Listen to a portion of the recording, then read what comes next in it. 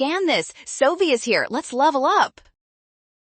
Boolean logic can be tricky, but we will solve this expression fast. Let's simplify this code snippet and find the equivalent value right now.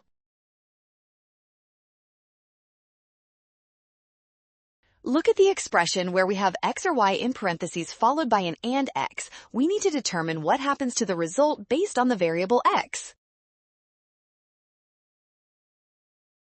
If x is true, the entire expression must be true because both sides of the and operator are satisfied regardless of what value y holds. That is a huge shortcut here. When x is false, the and operation forces the result to be false. Since the output matches x, option A is the perfect mathematical match. Well done! Scan the code. You can learn better with Sovi. Watch signs to avoid a rush, trust given facts, and check steps carefully.